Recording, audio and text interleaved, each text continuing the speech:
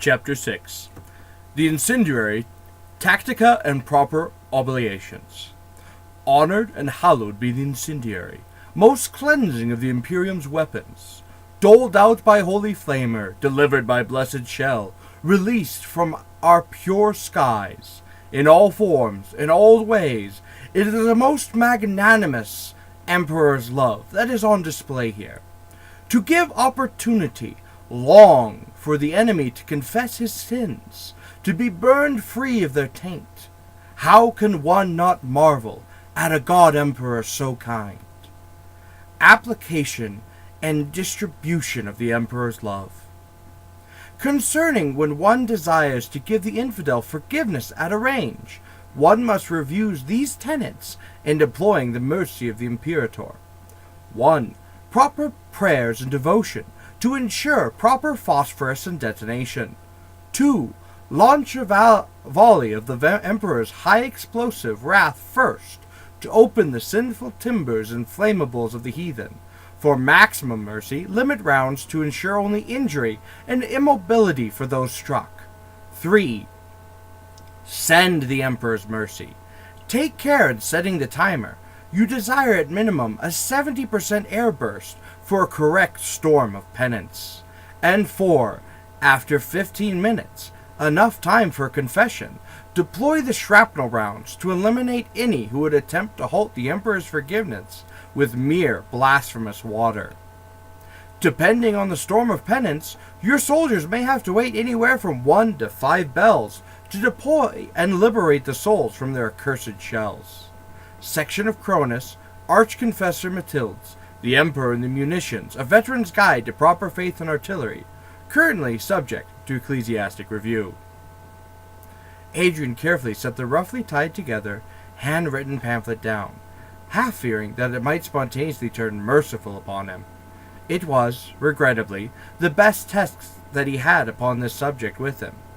He hadn't really worked with artillery all that much until now. Someone had to bear the Inquisitor's whims while Lucas led the army. 300 smoking barrels stared at the sky, sizzling in the dribbling rain. 50 rounds high explosive, 250 rounds inert. Timers varied from 15 to 17.5 seconds. The flashes beyond the mountain range signed success back to the crews of the basilisks, loading in the next volley. 300 incendiaries! Adrian wiped the oil-slick water from the pictoslate, trying to glean what was going on from the skull servitor. And this time, cut the timers to a straight 16 seconds. I think that's optimum air burst. A chorus grunted agreement, and Adrian glanced over the command chimera's top again, staring out to the mountain pass far away. No firestorm yet, but this next volley would handle it. He shut the hatch as he went down. The incredible bulk of the Inquisitor's armor and equipment took up a full third of the passenger space, and the Inquisitor's conscripted retinue filled up the rest of it, forcing Adrian to stand leaning next to the door to the driver's room. The Inquisitor himself, now that Adrian got to see, was actually rather scrawny. A humble cassock, far from the glinting lesson and waist covered the man's slight frame. What pieces weren't removed and replaced with gleaming steel? I heard the initial bombardment, the Inquisitor said with a fond smile, disturbing beneath the clicking ocular implants. It sounds like the fanfare of saints. Have they hit? Yes, sir. The orcs won't know what hit them. And the traitor? If he isn't incinerated the next volley, he'll wish he had been. Artillery was supposed to be a non-issue, or an advantage when taught in the Vindicare temples. Admittedly rare would be the primary or secondary who would stand still when being hit with an artillery bombardment, but at least they would be out in the open, and what was one finger snap in an inferno of noise. Serving as spotters, eliminating artillery crews, timing shots, all these things, the Vindicare had been taught and drilled. Reacting to being surrounded by exploding steel? Cover ears, open mouth, find cover. He was in cover, inside a muddy trench that was shaking and spattering all over the place. Already he could feel the tensing of his mask and implants, countering the noises and trying to counter the dizzying amount of shocks. He was fine, so long as nothing hit him. And her? She was down on the ground, hands clamped over ears, long hair spattered with muck sticking to her face, biting her lower lip, and she was quivering. His hand slid away from his head, heading for hers. When her eyes snapped open and she grabbed his hands, her lips parted, shaping the word move through the thunder. Their hands held together, they slipped forward, as a white phosphorus shell landed behind them, evaporating what little moisture had been there. Maybe 10 more feet before they fell again, this time into a partial hole that a grot had dug, before forming the wallpaper. They pressed together in the momentary sanctuary. Dirt and mud slid down in rivulets around the pair as they held one another, the world around them flying into the air. It must have lasted maybe 10, 20 minutes at the most. 10 to 20 minutes of fire and thunder. Of that time, the moments where they were together in the side of the trench must only have been an instant. It seemed an hour of racing hearts, running fingers, fluttering heartbeats, warmth through cold mud and napalm heat. Then it was over. The shaking stopped. The thunder stopped. Everything stopped, ringing in their ears, and Livy reluctantly let slip Taldir through his arms. Water and sweat reflected phosphorus flowers, rising on the horizon, as she leaned back on her knees, looking down for a moment. The roaring laughter of orcs snapped her eyes back on the Indiver. The shells. Again. This time higher. Airburst. Assassin again. He took out his pistol, hands running memorized lines of maintenance, cleaning what little made it through the holster. Fragmentation? No. Fire. Lots of it. He stood, stopping for a moment, and uncharacteristically, awkwardly, reached his hand to her. A second too late as she stood. Cover. The bunker. Taldir stared down the maze of trenches. In her mind's eye, dark storms flashing thunder on the ocean horizon. We better hurry. They stepped light through the mud, surrounded by dim shapes of orcs waving in their flames. For the moment, the trenches were clear, and the Vindicator's mind focused through the sights of his pistol, a fresh magazine topped off inside. Above, the sky rained water as a consolation. Azrael loaded. 60 guns loaded, my lord. Hold on until they all load. The Inquisitor placed his cowl on his head, and stepped up the ladder to the top of the Chimera. Belial loaded. Uriel loaded. 300 basilisks. 1 driver, 1 loader, 1 commander. 900 men at his beck and call. 900 souls saved from damnation. Inquisitor Maddox's mouth tightened, drawing his lips back in a crude curve. Raziel loaded. Lightbringer loaded. That makes all guns loaded. Order, sir. Adrian waited below as Inquisitor Maddox sat at the side of the Chimera, happily staring across the field. Fire, whispered Maddox. 300 shrieking passages of flame filled the sky. Oosgorb Neckstomper wheeled about, bellowing, a squealing grot in one hand and his shooter in the other, trying his hardest to make more noise than the war band of orcs set on fire, and variously hitting and shooting each other. Needless to say, he was hardly successful, not even pointing out some unorky softies running through the trenches, roused more than a handful of lazy shots and rockets. Oosgorb Neckstomper, though a hard boy, was no Gorget's headhunter when it came to rallying the fractus orcs. So, figured Neckstomper, him being canny and whatnot, he should go out and hunt some heads. If Gorgots were getting an army behind him by waving round some skulls, well, why couldn't he? The characteristic shriek of incoming basilisk cells only proved to Neckstomper that his course of action was in the right, as he barreled through the flames after the pair fleeing for the bunker.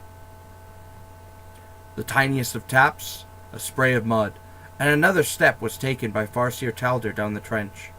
Her lungs ached, and she could feel the scrape of crystal clots inside her armor.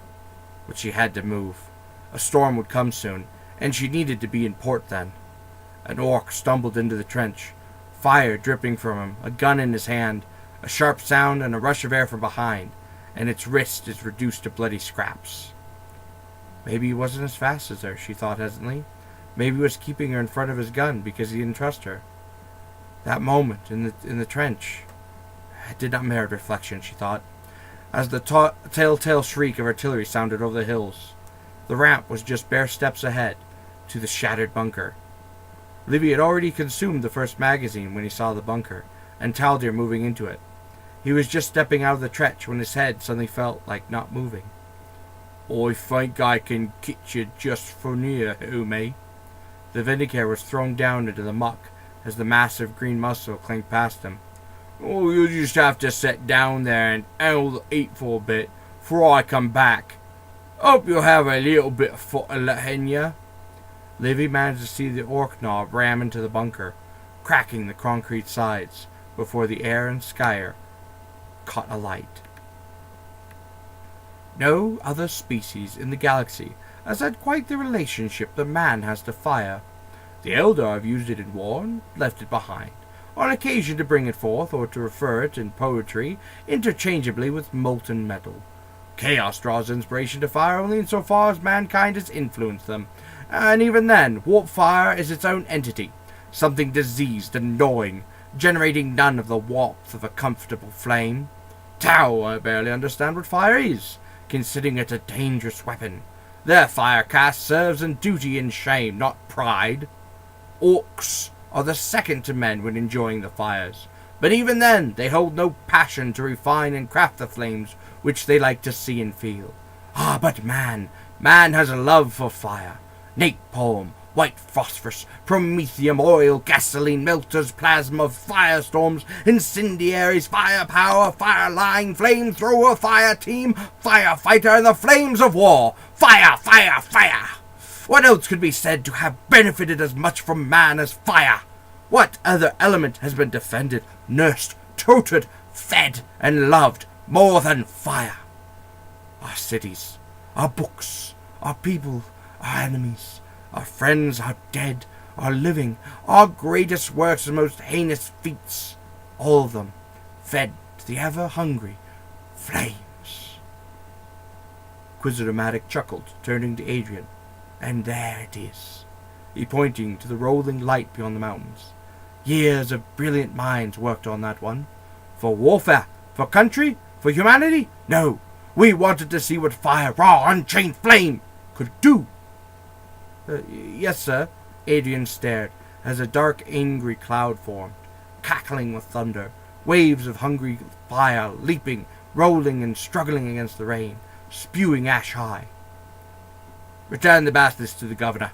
I'm happy. Put forth my symbol of office and take me closer. I'll need to speak to the victors." Taldir crawled forward, coughing, eyes watering, as a wind pulled past her and heat radiated at her. She had to get down the stairs, she thought, as she fell for the steps, ragged, broken. She couldn't breathe. She fell into the dark and jagged rock. She tried to control it as best she could, her hands out, eyes closed, lungs burning. By the time she reached the bottom, the sting had left her lungs a bit. Flakes of burnt paper danced in swirls around her as she came to a rest on a bed of shell casings and ash. She glanced up, the steel door far above, the wheel lock handle firmly shut. She reached up, grasping the steel. She closed her eyes, in brief thanks that it was cool to the touch. She heard thumps on the steps and involuntarily breathed easily. Livy had sprayed. The ocean screamed, and her eyes bolted open. Her hands shut out, leaving the spear on the ground, grabbing the wheel, pulling with both hands, up, up, and away in swirl of ashes from the power claw that tore up the concrete.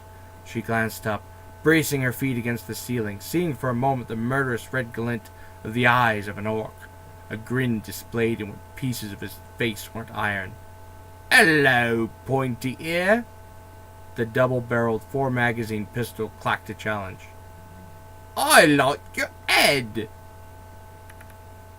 How does one survive a firestorm? Dig. Dig deep. The sizzling of the rainwater hitting the thermal bubble above, the shriek of the cremated orcs, the sting of the infrared radiation burning the skin within his suit. Dig until you don't feel it. Mud ran through his fingers and slammed into his rifle. The NTO. He pulled the cover out of his pants pocket and held it close to himself, ignoring the pain. The Hellfire round, the shield breaker, they'd have to be covered. His pistol was already in the mud that was baking to clay. The rifle halfway after it. He smelled his flesh cooking as he clung to it, crouched, hugging the side of the trench, the red and white wavering around him, the shadows of orcs rushing this way and that, the ashes shearing across past him. He would burn or live, based on the whims of thermodynamics. Through the dim roar of oxygen being devoured, noises could be picked up. Orcish ammunition cooking off, grots squealing, an argument, laughter, a lifting voice, a call, a voice more suited to song than terror. The fire swept through the trench, greedy and hungry, roaring challenge to descent. Hairline cracks began to appear in its visor. Outside, fire whistled. Taldir was short of breath, and clinging upside down to a steel door, bracing herself to the ceiling, certainly wasn't helping. The orc, massive muscle and steel he was, didn't look the least bit taxed as he lifted his power claw, clacking the wicked edges together. A spark flew. The world outside this bunker is incinerating, and you want to claim my head? She put up a hand carefully, delaying. Listen, orc, Osgrob next stomper, you potty here soon to be next stomped, and that's as much talking as I can stand. Give me a fight! The orc lashed out with his power claw, as Taldir folded up, cursing the human who had stabbed her in the most important muscle group. Sparks flew as steel tore, and the orc pulled his claw back, lifting his pistol, yelling gleefully as he began to bark and kick. Ricochet filled the hall as Taldir rolled forward, grabbing her spear, her nervous system following the skins of the warp.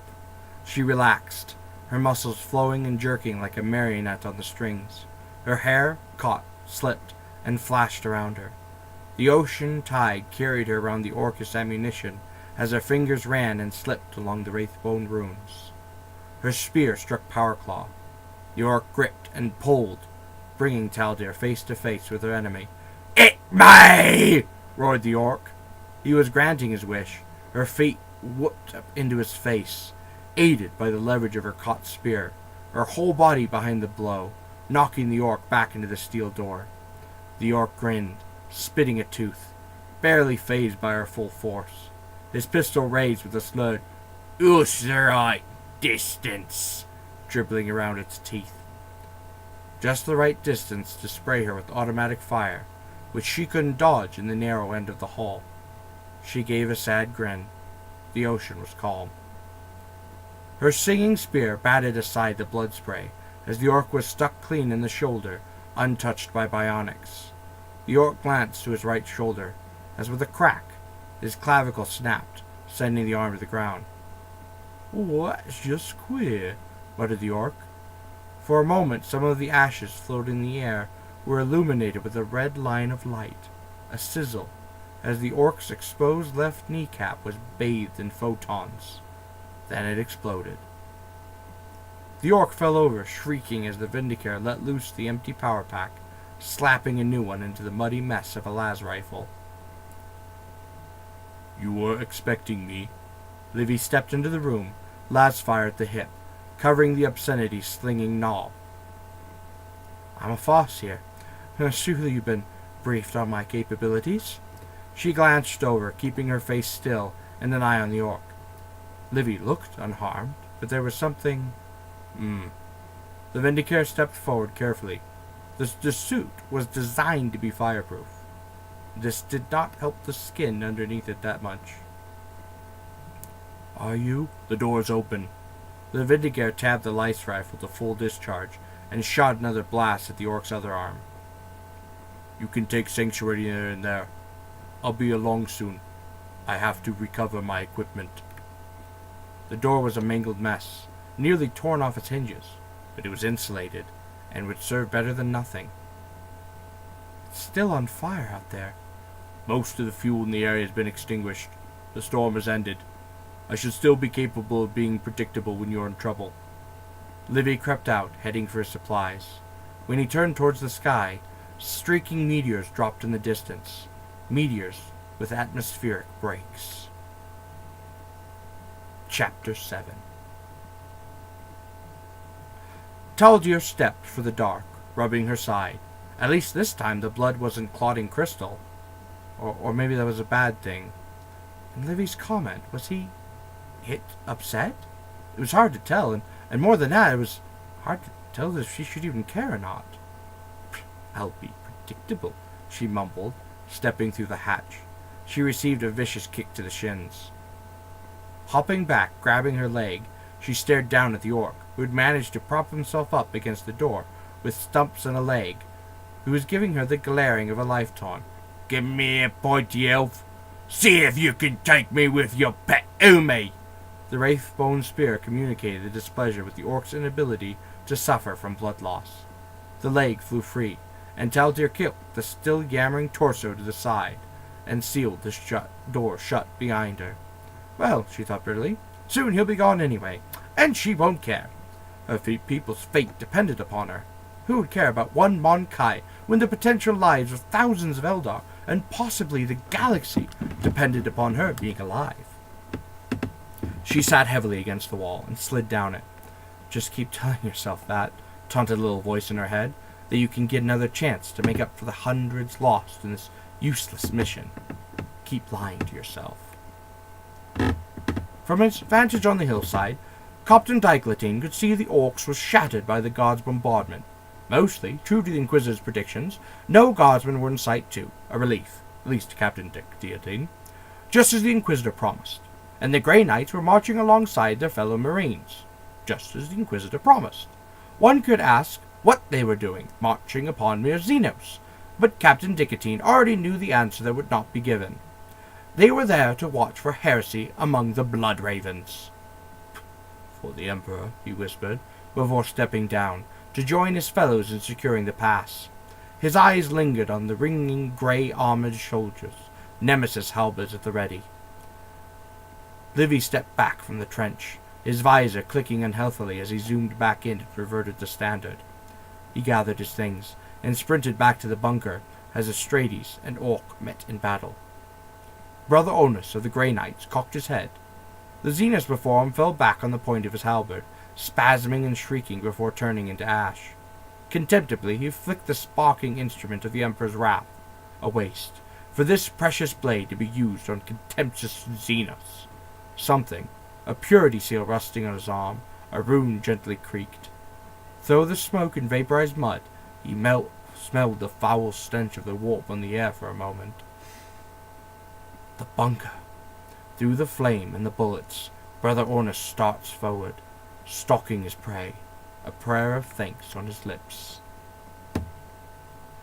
Light from the fires drifted through what flecks of ash remained disturbed as Livy stepped down the shelter. The Vindicator reaches for the door, then hesitates. Through the gash, illuminated by a single dim bulb above her, was the primary. Staring into space, head leaning against her shoulder, a black lock of hair straying over her eye, down her lips, over her pulsing jugular. The adrenaline crash had struck her. He wouldn't even have to use a bullet, just quick and painless, if he had to kill her. He shouldn't be thinking this. Some part of him knew, and he opened the door. "Oh, Livy," she started looking up. "Listen, I have something." "No time." The Vindicator shut the door behind him, shoving the lock into place. "Evacuation necessary. Conflict is starting anew. Space Marines are far more thorough than orcs." Livy took his rifle from the shoulder and ran to clip home into the Eternal magazine. It was still dirty. He had hoped it wouldn't jam. Well, at least they'll be distracted by orcs. Tunnels usually lead to Imperial outposts, judging by the directions the Marines came from. We probably won't come into hostile contacts. Marines don't have the forces necessary to mount garrisons in this province. Yet. That's great, Livy," smiled Taldir. "Come." Livy looked at her, sitting. He reached out his hand, after a moment's hesitation. She took it, regret filling her mind. The ocean current was pulling her, no matter what she wished. Captain Diglitine was disappointed. This was a cleanup operation, little else. "Engage at will, there's no challenge here." The order carried across the combeats, as the Marines separated, many putting aside their bolters in favor of monomolecular knives. No need to waste good ammunition on undesirable scum. Craters, fire still raggedly burning, little else remained. He had to hand it to the guardsmen, give them artillery, and they can... His shoulder pauldron shattered. Captain Dicelatine frowned and glanced over. Across the way he saw Grot duck into a trench. He sighed and took out his bolt pistol. A tink, and a bullet ricocheted off his arm. And he heard a strange call. Modaka. Another voice picked it up, and it became a chant. Modaka. Modaka. Modaka. Modaka. By this time, Captain Dicelatine had eased back, and Marines across the field picked up their heads. Staring, the voices seemed to come from everywhere and started melting together. Modaka, Modaka, Modaka, Modaka, Modaka, Daka, Daka, Daka, Daka, Daka. Across the trench, green heads popped up, one or more guns accompanying each. Captain Dicelatine gave a grim grin. No atonement for idle waste today. Engage them. Meet your foe. He started forward, pounding across the capped and dried mud, chainsword lifted. And sing praise to the Emperor for letting the enemy wet your blade today. Brother Honor stopped in the trench, cocking his head. Orders to charge. He saw several of his brothers obediently marching back to fight Xenos. He did not care.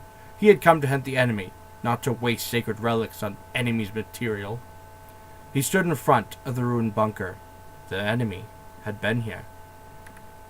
He stepped down the stairs as the war started anew behind him, and the guns drowned out the thunder of the storm above. The rain was pouring down the steps like a waterfall when the assassin and the winch came to the end of the hall. The door was knocked off its hinges, a guardsman broken on it. They carefully stepped over it, avoiding signs of passing by. The outpost had been manned by 2 men, both now dead. The dead orc in the center of the floor, strangled by a wire, spoke of their courage. The rain outside had rallied against the fire, attempting to drown and smother it for defying the weather, even as treacherous lightning aided and abetted the enemy. This is it, thought Taldir, sparing a glance for Livy. Just a while more. Let's head out, she said. Quickly, come on, we can get moving. She reaches for him when he raises his hand and freezes. Wait. I heard something. Clang. Back there. In the tunnel. Clang. Clang. Clang. Clang. Clang. Clang. Clang. Clang. Like an iron gavel pronouncing judgment. The pair stepped back and out of the outposts, the Vindicare rising his rifle. The rain and wind swept along, spattering the two in cold as the outposts glowed with the inner light. Clang. There was scraping, cracking sound, as something moved against the ceiling. Clang. The light grew closer, and there was a faint hum. Clang. Then it was there. The Grey Knight stood in the doorway, as Livy and Taldir stared up from the bottom of the hill, blazing and glowing with the lights of his manifest wrath. Foul one! The voice resonated deep, echoing through the armor. The stink of the warp is upon you! The Grey Knight stepped forward and out of the outpost. Setting his halberd behind him, it cackled in anticipation. This is it. To her left, the Vindicare, the Monkai tensed. She could see it all, his fingers touching the trigger. Weapon jam. A ton of blessed ceramite artificer steel pounded down, one leg slamming into Kronos' flesh after another, tearing great gouts of soil up. This is it. The Monkai. He'll reach for his pistol. Taldir! An unexpected hand shoved her away, a note of panic in his voice. Now for his momentarily, bizarrely Philemon. Get away from me! The Grey Knight's backhand slashed, the halberd tugging into his flesh, lifting him into the air. A disposed toy. Monkai. Scum! The Monkai. Its usefulness expended, living the moment it was fated. The Monkai falling. Monkai's blood on her face. The Monkai. Monkai? She shouldn't care. This is the judgment of the righteous! The Grey Knight stood over his corpse, Livy's corpse, raising his halberd. She shouldn't care. She shouldn't be hurt. She shouldn't look in his vainly struggling form. No redemption in it!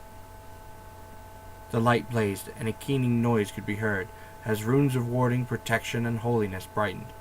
What witchcraft is this? His arm, it was bending the wrong way. He stumbled back, struggling to execute the traitor. Something cracked. His middle finger waved, popped out and broken. Eldar? His felt feet lost touch of the ground, and he felt the armor dragging at him. That was spelled wrong. His left arm waving around as he pulled on the bolter trigger, firing uselessly somewhere behind him. He heard his seals cracking, the sacred runes breaking, his arm broken in 3 places, his neck pulling. He spun slowly in the air, and then suddenly fell, cracking headfirst into the ground. Again. Snap! The invisible grip loosed, and he fell, sliding down the hill, a rather heavy, well-accoutred Monkai ragdoll. Taldir stood, stumbling, slackened, staring, breathing in and out unevenly. The cacophony, the sickening peals of the warp faded away from her mind. She had risked so much, and for what? Livy! She rushed forward, running over to the fallen assassin. Please, Livy, get up, human, get up! The blade had entered the small intestine, and worked its way up, searing and tearing as it went. She drew her hand away, and found blood and ashes. No, please. Above, the atmosphere eddied, wrapping and softening the rain, sending snow down as paltry recompense as the assassin took stuttering gasps. The rain from the night before had reduced the battlefield to a muddy ditch. The burning orc corpses left a black smear of smoke across the horizon, as Adrian sat next to the pilot of the command chimera, waiting. He couldn't stand to be in the same room as the Inquisitor, as his pet Calexis just gave him the heebie-jeebies. The heebie-jeebies came in a nightmare form of endless oblivion.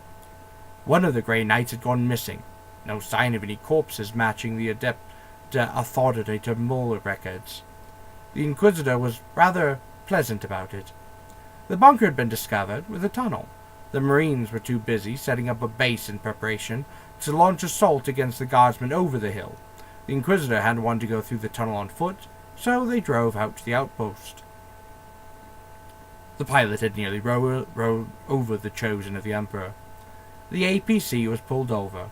Faceless, gas-masked, elite glamour boys stepped out, putting up their hell guns like it would mean a damn to a Space Marine. The Inquisitor stepped out, flanked by his Adeptus Mechanicus and Calexis. Adrian stayed inside, staring through the viewpoint. The Inquisitor approaches, pushes over the Grey Knight with his foot. Nothing. Everyone then relaxes. Then they jump, a momentary flash illuminating the armored figure. The Inquisitor leads in and beckons for the tech priest. The helmet is pried off. The face. A glance. Adrian got, but he saw it. It was flattened, bludgeoned. Whispers. The Inquisitor nods, stands, and waves one of the stormtroopers over. He speaks on the radio. Everyone gets back in the Chimera, except for the Inquisitor. He stops and tots a word over his shoulder to the Marine. The Marine's face turns stony, seizes up, asks a question. The Inquisitor shakes his head, steps into that Chimera. Well, announced matter-of-factly, this is interesting. What did you say to him? Wasn't exactly a question, an accusation. The face was of a man doomed. Inquisitor Maddox glanced up. Did I speak to you? No, but what? What did you say to him? The truth. The optics unit stared, motionless, that he was damned for his failure to apprehend the enemies of the Imperium. When he dies, the Inquisitor looked down for a moment, admiring his bolt pistol with a distant smile. He will be denied the Emperor's grace. The Chimera goes silent as the soldiers stop their breathing. Shock all around, save for the Calexis and the Texbrick who stand downwards. And also? Adrian, don't speak back to me. The Inquisitor settled back, staring at the ceiling. the ghostly smile still on his face. That's a sin. Make for the spaceport. There have been interesting developments, and I believe they'll head there eventually. Felix, contact my barge. Tell them, Psalm 144:1. Make all necessary arrangements. Now I, whispered the Inquisitor, to sleep pure of heart and worry. Inquisitor Maddox's personal barge is in a little bubble of calm, in an orbit at constant war. Imperial naval standoff with the Bloodraven fleet, all the while fighting Orcs, Tau, errant Eldar raids, the Chaos fleets, and the occasional mysterious Necron vessel. Their fortunes turn and twist, but always the same. Inquisitor Maddox's vessel is guarded, and never touched. Psalm 144:1 of the Litany of Hate. The barge is devoid of human life, but is filled with abhuman life. Servitors scuttle around, Tau shriek and cry in cages in the cargo. Currently it lies empty, save for one reinforced casket. No glass faces outside to allow a viewer to look in, for it would be too weak. Blessed the Emperor, may strength be. A grasping metal arm swings out, wraps around it, and drags it, emitting sparks the whole way, shrieks of metal falling on deaf durasteel. The odyssey across the vast and lonely cargo bay does not quiet the hunk of steel. At the end, it is placed before the doors, set on a steel bar. With loud, shrieking claxions, the doors part, and the Tau prisoners gasp for air again. The doors part a bare 10 feet, before with a sliding snap, the bar sends the casket flying with what air pressure couldn't do. It spins, end over end, has around it thousands of Navy men fight and war to hold a place above a planet. This casket folds towards it. That teaches my hands to war. Bolted layers of durasteel dribble as it falls. It was not specifically designed for orbital entry, but it serves. End over end it falls and falls, and the outer layer slips off. It has a rough aim of where it needs to go, rough idea, and a rough mission enters the skull. Vindica, Farsia, dead. A bare 10 miles above the ground, the outside of it detonates, bits at a time.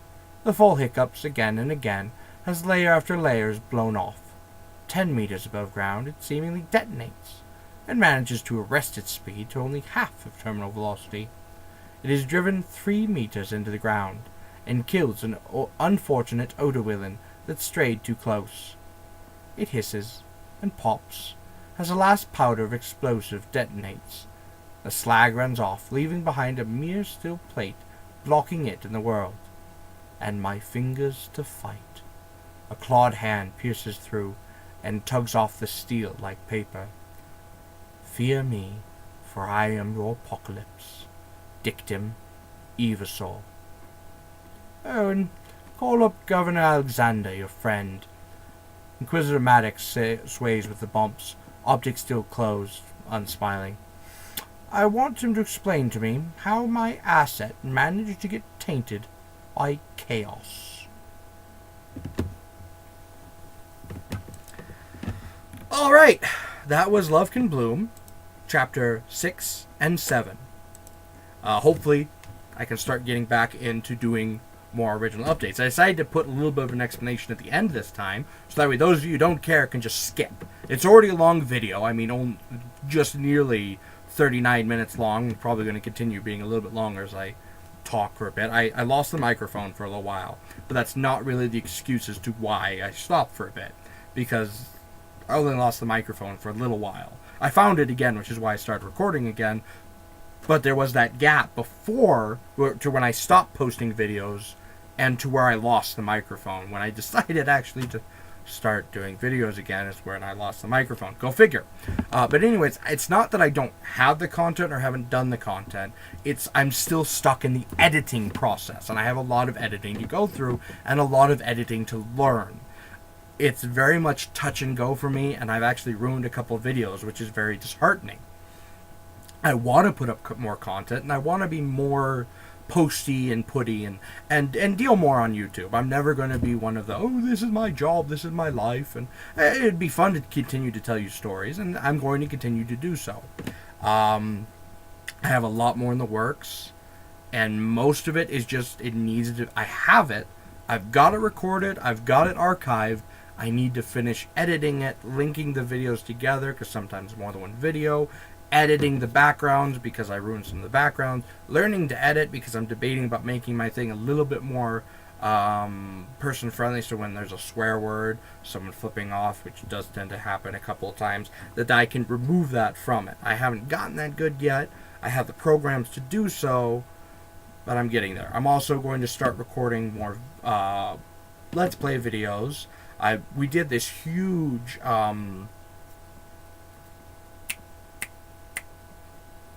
Europa Universalis 4 recording, me and one of my friends. He doesn't actually want to post it because we did really good until France, until I got excommunicated and we got destroyed by France.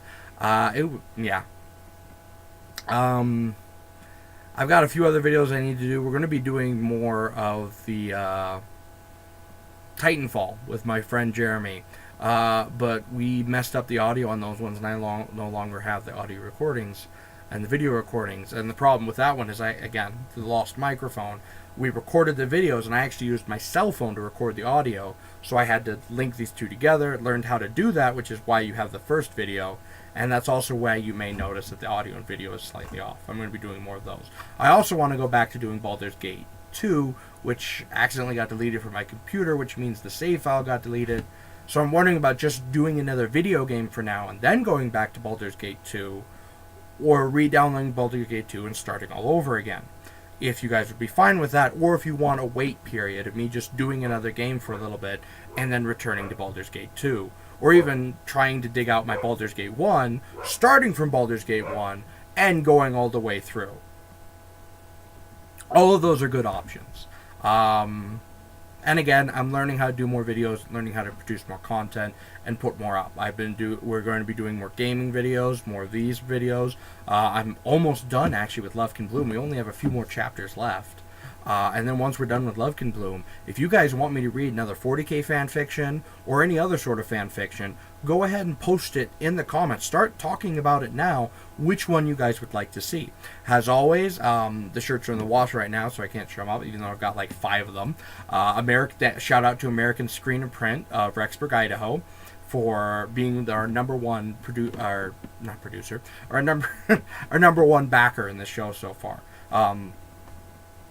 I'll get more shirts and stuff and different things that they've made me to show up in it. They're not exactly doing online sales yet, so most of that is, the Rexburg area. I've started building all the models I build that you see me build in any of my videos are for sale on an eBay that I'm setting up, as well as I'm setting up more and more models that I am scratch building or just plain on building. I'm learning how to scratch build models, do more kit bashes, do paintings for you guys. So if you want me to do a 40k or a D&D or such model for you, grab it, build it, paint it. I can start doing that more and more.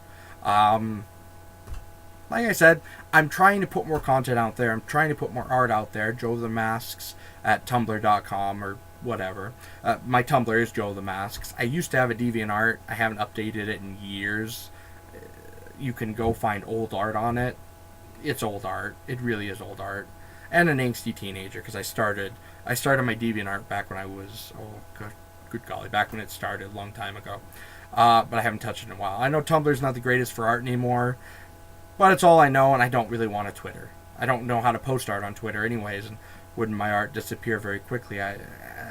It's all convoluted, and I'm not sure Twitter's good for art anyways either. Anyways, it has been Joseph Hitchcock and Love Can Bloom. As always, it's one of my favorite fan fictions, or my favorite fan fiction story areas. This is the first time of me actually reading it, so it's actually been really fun. I've only ever seen some of the fan art and the comics and the comments on it. It's been one of my favorite fandom ideas, but this is the first time I'm actually going through and doing it.